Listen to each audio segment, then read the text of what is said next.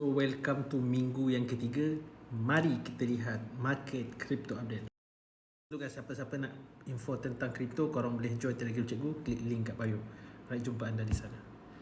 So ini adalah time frame weekly. So kalau anda lihat Bitcoin masih lagi dalam uptrend. Kalau anda lihat indikator pun, indikator dia dah cross bullish lah.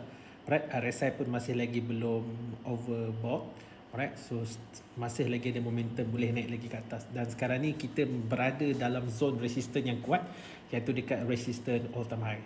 Dan baru-baru tadi guys ada berlaku breakout guys. Jom kita lihat short term guys. Alright, ini market di short term 4 hours. So dah beberapa hari Bitcoin sideways alright, dan telah membentuk pattern triangle ni alright. Dan baru-baru tadi alright, sebelum weekly close, market breakout ke atas tetapi rejected, kemudian dia pelantun balik guys, naik ke atas. Right, so sekarang ni market dah pecah, dah break resistance 105k dengan sukses dan dah masuk zone 106k lah.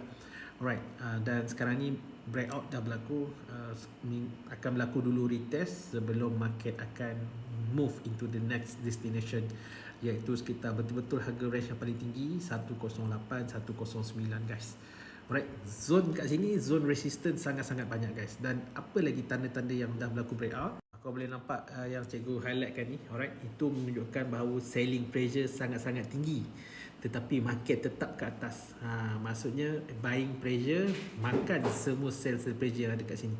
Itu yang kenapa market breakout lah. So boleh kata breakout ni sukses lah, Alhamdulillah. Jadi kita dah pas market tengah bulan. So biasa minggu ketiga, minggu empat market akan volatile. So adakah anda bersedia? Adakah market akan naik lebih tinggi lepas ni ataupun dia akan sideways saja?